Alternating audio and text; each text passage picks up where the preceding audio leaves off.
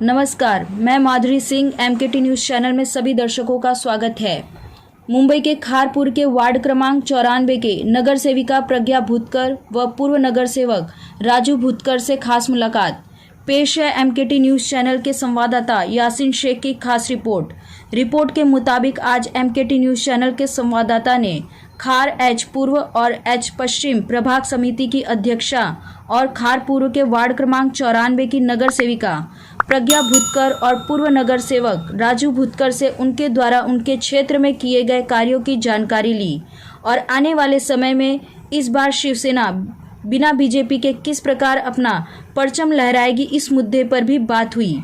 तो आइए एक नज़र डालते हैं एमकेटी न्यूज़ चैनल के संवाददाता की प्रज्ञा भूतकर व राजू भूतकर की इस खास मुलाकात पर। बहुत बहुत स्वागत है आपका मुंबई केसरी टाइम्स में। बड़े ही सौभाग्य की बात है कि आप प्रभाग समिति की अध्यक्षा भी हैं और लगभग 4.5 साल का समय गुजर गया। इस दौरान आपके सबसे सराहनीय कार्य कौन से रहे? सर्वप्रथम सगळ्यांना जय महाराष्ट्र। मी सौ प्रज्ञा दीपक भूतकर, प्रभाग क्रमांक 84 नगरसेविका आणि एच पूर्व आणि एच पश्चिम प्रभाग समिती अध्यक्ष। जेव्हा 2017मध्ये निवडणूक झाली आणि त्याच्यामध्ये सगळ्यांच्या सहकार्याने आपले माननीय मुख्यमंत्री उद्धवसाहेब ठाकरे, आमचे पक्षप्रमुख आदित्यसाहेब ठाकरे, आमचे विभाग प्रमुख आमदार ॲडव्होकेट अनिल परब साहेब, परिवहन मंत्री पण आहेत ते, आणि आमच्या महिला विभाग प्रमुख रजनीताई मिस्त्री यांच्या आशीर्वादाने आम्ही 2017मध्ये ह्या प्रभाग क्रमांक 94मध्ये निवडून आलो। प्रभाग क्रमांक 94मध्ये निवडून आल्याच्यानंतर आमचा हा सगळा जो वॉर्ड आहे तो पूर्णच्या पूर्ण झोपडपट्टीने वाकलेला आहे। पूर्ण झोपडपट्टी आहे, स्लम एरिया आहे। त्यामुळे इथे प्रत्येक गल्लीमध्ये कामे आहेच। मग त्या गल्ल्या पायवाटा असू दे, शौचालय असू दे, कुठे शेड असू दे, म्हणजे हे जे सगळे जे प्रॉब्लेम आहेत स्लममध्ये येतात ते सगळे प्रॉब्लेम आमच्या विभागामध्ये आहेत। मैडम, आप एक महिला होने के नाते एक औरत हैं आप और काफ़ी दिक्कतों का सामना करना पड़ता होगा। मतलब घरेलू कार्य को देखते हुए आप ये राजनीति का जो कार्य कर रही हैं, ये काफ़ी दिक्कतें आती होंगी। तो कैसी कैसी दिक्कतें आती हैं आप?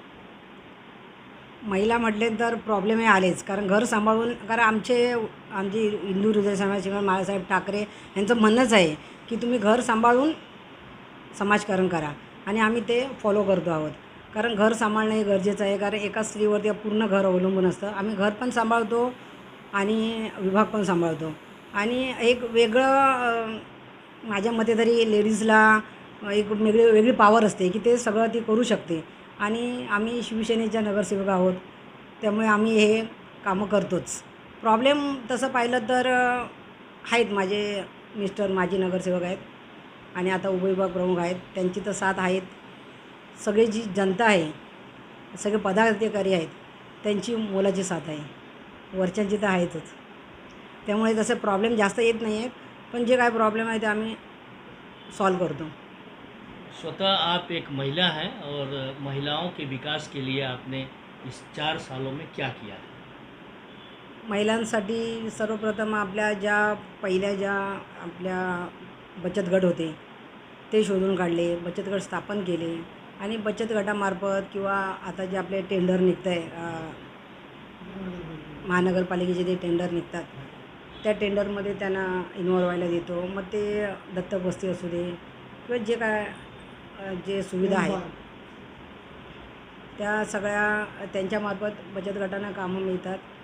परत आम्ही आमच्या निधीमार्फत आम्ही मशीन्स आहेत, शिलाई मशीन आहे किंवा घरघंटी आहेत, म्हणजे हे सगळे जसं लॉटरी सिस्टीममध्ये जेव्हा येतं तसं आम्ही ते देतो।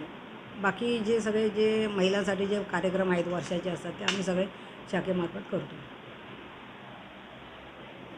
तो आपने देखा ये प्रज्ञा भुतकर थी, जो कि वार्ड क्रमांक 94 की नगर सेविका हैं। इनका कहना है कि महिला होते हुए भी जो है हम राजनीति के कार्य को बखूबी अच्छे ढंग से कर लेते हैं। उन्होंने यह भी बताया कि महिलाओं के लिए हमने जो है कई कार्य की भी योजना की है, सिलाई मशीन या इन चीज़ों को, जो कि घर बैठे महिलाएं स्वावलंबी बन सके, तो इनका एक सराहनीय कार्य रहा है। वहीं आज हमारे बीच मौजूद हैं राजू भुतकर, जो कि इससे पहले वार्ड क्रमांक 94 के नगर सेवक थे। इस बार महिला सीट होने की वजह से इनकी धर्मपत्नी प्रज्ञा भुतकर यहाँ की नगर सेविका बनी। तो आइए हम जानते हैं क्या कुछ कहना है राजू भुतकर साहब का। भुतकर साहब, वार्ड क्रमांक 94 जो कि इससे पहले 2012 में चुनाव हुआ, तो आप निर्वाचित होकर नगर सेवक बने शिवसेना के। 2012 से 2017 में जब चुनाव आया तो आपकी धर्मपत्नी नगर सेविका है वार्ड 94 की। तो यह जो लम्हा रहा, यह जो समय रहा, तो किस तरीके से गुजरा और कौन कौन से सराहनीय कार्य आप और आपकी पत्नी ने मिलकर किया? देखिए, हमारा जो वार्ड है वो सर्व सामान्य लोगों का वार्ड है, गरिबांचा वार्ड आहे। या जास्तीत जास्त स्लम एरिया आहे आणि ज्या स्लम एरियामध्ये समस्या असतात, वॉटर मीटर आणि गटर, या समस्यांबरोबर आरोग्याच्या समस्या असतात, महिला सक्षमीकरणाच्या समस्या असतात,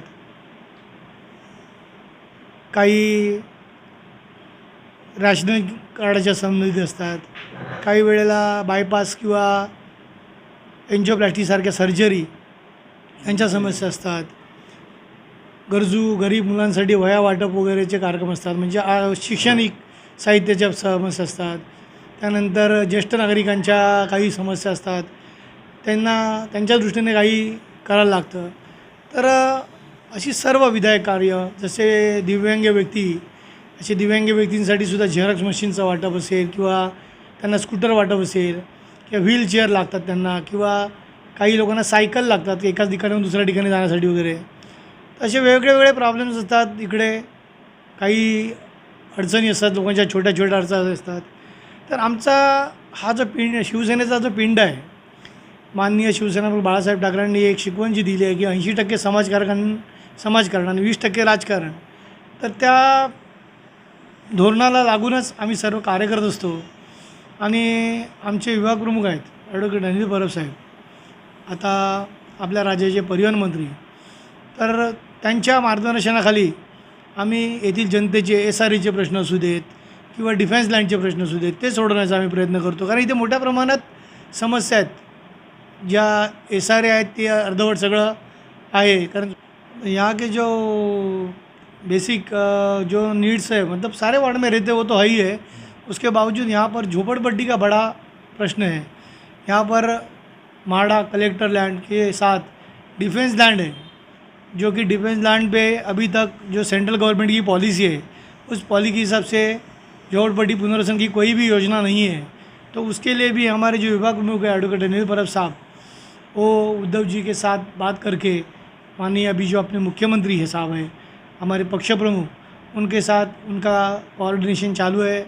यहाँ के जो घर बचाओ आंदोलन के जो हमारे लोग हैं डिफेंस में काम करने वाले, उन लोग भी बहुत उसके पीछे जुटे हुए हैं कि वो जल्दी से जल्दी वहाँ के लोगों का पुनर्वसन हो।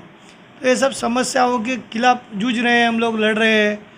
देखते हैं अभी कितना हम लोग को यश मिलता है।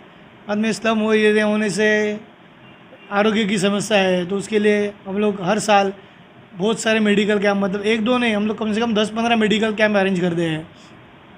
बाद में फॉगिंग है, दवाई छिड़कना, ये सब काम चालू ही रहते हैं। उसके साथों साथ बच्चों के लिए जो स्कूल विद्यार्थी है, छात्र है, उनके लिए नोटबुक्स बांटना, या तो फिर जो मेरिट में आते हैं 10वीं 12वीं ग्रेजुएशन में जो बच्चे अच्छे गुण से पास होते हैं, उनका गुण गौरव करना, उनका सत्कार करना, ये सब काम हम करते रहते हैं। मतलब हर एक काम, जिस फील्ड में सामाजिक क्षेत्र में हर एक जो समस्या आती है या काम आता है, वो हर एक काम हम लोग करते हैं। और ऐसा कोई भी काम नहीं है कि जो हम लोग नहीं करते हैं। 2020 का जो दौर गुजरा है वो Pandemic वैश्विक महामारी कोरोना हाँ। के दौर में, तो इस दौरान कई सामाजिक संस्थाएं बढ़ चढ़ कर हिस्सा ली, लोगों का सहयोग किया। तो उस दौर में आपने कौन कौन से कार्य किए? भाई साहब, मैं आपको बता नहीं सकता हूँ कि इस दौर में जो हम लोगों ने काम किया है, एक्चुअली इंसानियत के तौर पे जो काम करना चाहिए था वो सब हमने किया।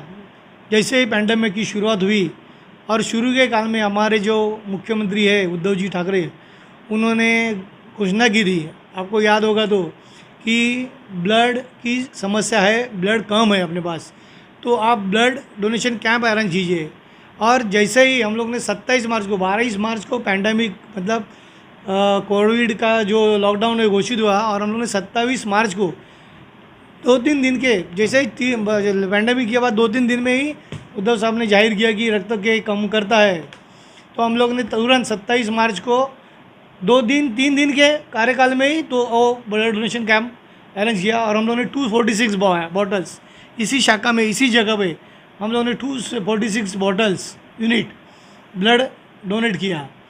तो बाद में घर घर में जाके मतलब इसका सैनिटाइज़र का छिड़काव करना, बाद में हर टॉयलेट में, हर शौचालय में हम लोग ने 165 शौचालय में हम लोग ने सैनिटाइज़र स्टैंड बिठाया था, क्योंकि हमारा जो एरिया है वो पूरा स्लम एरिया है। तो इस स्लम एरिया में लोग बाहर तो टॉयलेट के लिए जाएंगे ही, अगर टॉयलेट के लिए बाहर जाएंगे तो फिर उनको वहाँ से अगर दरवाजे को हाथ लगा दे या कड़ी को हाथ लगा दे तो उसके कारण जो कोविड है उसका फैलाव नहीं होना चाहिए। इसलिए हम लोग ने 165 जगह पे सैनिटाइज़र स्टैंड बिठाए थे। और हम लोग रोज़ खुद सुबह 9 बजे फॉगिंग और दवाई छिड़क करने के लिए निकलते थे, और दोपहर में 1:30 बजे तक हम लोग करते थे। और मेरे साथ मुझे अभिमान से मतलब कहता हूँ मैं कि हमारे जो शिव सैनिक है वो भी साथ में रहते थे, और हम लोग सब सोशल डिस्टेंस, मास्क वगैरह का यूज़ करके ये सब काम हम लोग करते थे। दुर्दैव से ये सब काम करते हुए हम लोग में से बहुत हमारे शिव सैनिक हैं, उनको कोविड पॉजिटिव हुआ। मेरी पूरी फैमिली कोविड पॉजिटिव हुई थी। हम लोग 19 मई को हॉस्पिटलाइज हुए थे, और यहाँ के जनता जनार्दन की आशीर्वाद से हम लोग 27 मई को घर पे सुरक्षित आ गए। लेकिन हम लोग ने उस टाइम पे बहुत, जैसे कि संस्था है, क्या था, प्रजा फाउंडेशन नाम की एक संस्था है, जिन्होंने हमें बहुत उस कार्यकाल में मदद की। वहाँ पर उन्होंने हम लोग को फूड पैकेट्स भेजे थे। वो हम लोग ने जो अनाज है, कच्चा अनाज, उसमें गेहूँ, चावल, शक्कर, तेल, बटाटा, कांदा, मतलब हर एक चीज़ जो रसोई के लिए लगती है वो उन लोग ने हमको भेजी थी। और उन लोग ने वो सब हमारे को जितना उन्होंने भेजा था हर सारे मोहल्ले में हम लोग ने बांटा। बाद में जो दवाई है, एंटीबायोटिक्स है, ऐसी बहुत सारी चीज़ें हैं जो हम लोग ने की। और हाइड्रोक्सी क्लोरोक्विन जो आता है, वो दवाई आती है, उसका भी हम लोग ने ये करके रखा था कि कोई छोटा मोटा अगर कोई बुखार या कुछ आया तो हम लोग वो भी अरेंज करके रखा था। जैसे हेल्थ के लिए हम लोग ने तुलसी का काढ़ा भी लोगों में दिया। और हर एक चीज़ उस पैंडेमिक के दौर में जो करनी चाहिए थी एक इंसानियत के तौर पे। और हमारे पार्टी लेवल से भी हमको परब साहब ने भी, हमारे एडवोकेट अनिल परब साहब जो हमारे युवक लोग हैं, उन्होंने भी हमें कई साधन सामग्री उपलब्ध करके दी थी, जो हम लोग ने इस मोहल्ले में हमारे लोगों के लिए हम लोग ने उपलब्ध करके दिया और बांटी भी। तो हम लोग ने उस टाइम में बहुत काम किया। जैसे कि हमारा ये पूरा मोहल्ला है, ये पूरा मोहल्ला जुड़ा हुआ था हम लोग से। अगर किसी की देहांत होता है तो देहांत के टाइम उस डॉक्टर्स लोग नहीं थे, तो डॉक्टर्स नहीं लेते, रोज़ रात को 1-1:30 बजे भी घर पे आ जाते थे। और आने के बाद उनका यही कहना था कि बाबा अभी बॉडी बगल में देहांत किसी का हुआ है, मेडिकल सर्टिफिकेट नहीं मिल रहा है। तो हम लोग ने उस दौर में हमारे जो मेडिकल ऑफिसर है उमेश सचिन भोसले सर, उनसे 3 बुक्स लाए थे। और हमारे इधर डॉक्टर विश्वकर्मा है, डॉक्टर तिवारी है और डॉक्टर राय करके है डॉक्टर, तो उनको दिए थे हम लोग ने। और उन्होंने भी हम लोग को बहुत अच्छा सहकार्य किया कि ऐसा कोई देहांत होता था तो उस वक्त ज़्यादा देर बॉडी रखना उचित नहीं था। तो उस वक्त हम लोग ने फिर उन लोग ने हम लोग को डेथ सर्टिफिकेट देने का, फिर उस बॉडी को एक्सपोज पूरा डिस्ट्रा उसका ये करने का, अंतविधि प्रॉपर ढंग से करने का, ये सब काम किया। हमारे विभाग के कई डॉक्टर हैं, उनमें से मैं तो बोलूँगा डॉक्टर संतोष तिवारी, उन्होंने बहुत सहकार्य किया, बहुत अच्छा सराहनीय काम था उनका। और हमारी एक डॉक्टर सपना पालंडे है, जिनके हालांकि में उनके पति का भी कोविड से ही देहांत हुआ, तो उन्होंने भी बहुत अच्छा काम किया। ऐसे कई डॉक्टर हैं जिन्होंने अच्छा काम किया है, डॉक्टर अच्छा सहकार दिया हम लोग को हर तरीके से। हमारे शिवसैनिक भाई है, उन्होंने भी अपने मतलब हर एक का एक ऐसा था कि अब मेरे पास जो आधी रोटी है उसमें से भी थोड़ी रोटी मैं दूसरे को दूँ, ऐसा हमारे स्लम में एक अच्छा रहता है। स्लम में एक आदमी दूसरे आदमी से जुड़ा हुआ रहता है और पूरा एरिया एक परिवार की तरह काम करता है। इस स्लम की खासियत रहती है। अंत में यह पूछना चाहूँगा आपसे, 2022 में बृहन मुंबई महानगर पालिका का चुनाव है जो कि बिल्कुल करीब, और 2022 में 2017 की बात करें या उससे पहले 2012 की बात करें तो भारतीय जनता पार्टी शिवसेना का एक गठबंधन सा रहा है। दोनों के विचारधाराएं भी लगभग सेम रहा, लेकिन इस बार का जो चुनाव यह बहुत ही महत्वपूर्ण होगा क्योंकि भारतीय जनता पार्टी अलग चुनाव लड़ेगी शिवसेना के इसमें। तो क्या असर पड़ेगा आपके वार्ड में इस चीज़ का? जी, हमारे वार्ड में तो देखो, हमारे वार्ड में तो कुछ असर नहीं पड़ेगा क्योंकि हम लोग ज़मीन से जुड़े हुए लोग हैं। हमारी जो कार्य पद्धति है, जो शुरू से 80% समाजकारण और 20% राजकारण, वही हम लोग फॉलो करेंगे। उसी का आगे बढ़ाते हुए हम लोग, हमारा जो कार्य चालू है, तो हम लोग को किसी का टेंशन नहीं है कि बाबा अलग लड़ने से क्या होगा, कि हम लोग इसके पहले भी कई बार अलग चूल्हा लड़े भी हैं, तो हमें नहीं। और जो पार्टी के खिलाफ किसी में बोलूँगा नहीं क्योंकि वो मेरी नहीं है, उसके लिए तो अलग ये है। हम तो इतना ही कहेंगे कि हमें देखना है, हमारा जो ग्राफ है वो हमें ऊपर लेके जाना है। किसी का ग्राफ नीचे करके हमें तो कुछ मिलने वाला नहीं है। तो हम तो यही चाहते हैं कि हमारे पार्टी का और हमारा ग्राफ ऊपर है, बाकी सब पार्टी के हाथ में है। जो हमारे पार्टी के लीडर्स है वो जैसा सोचेंगे, जैसा हम लोग को आदेश देंगे, उस तरीके से हम लोग काम करेंगे। जिसको टिकट देंगे उसके लिए काम करेंगे। पार्टी जीत के आनी चाहिए, हमारे लिए इम्पोर्टेंट है कि हमारे शिवसेना का यहाँ से नगर सेवक चुन के आना चाहिए। यही हमें इतना ही समझता है। बाकी तो सब वो उसके जो ये सब राजनीति के बारे में बोलने के लिए हम लोग बहुत छोटे हैं, उसके बारे में हम लोग ज़्यादा नहीं बोल सकते हैं। तो आपने देखा ये भूतकर दाम्पत्य था जो कि 2012 में राजू भूतकर साहब यहाँ के नगर सेवक हुए। वहीं उनकी पत्नी इस बार 2017 में निर्वाचित हुई नगर सेविका के रूप में और संयोग से प्रभाग समिति की अध्यक्षा भी हैं। इन लोगों का यह कहना है कि हमने जो कार्य किया है उसके हिसाब से ही हमें मत मिलेगा, और भारतीय जनता पार्टी या शिवसेना अलग भी चुनाव लड़ती है तो हम अपने कार्य के बलबूते ही चुनाव में जीतेंगे। मैं मुकेश शाही, यासीन शेख के साथ, मुंबई केसरी टाइम, मुंबई।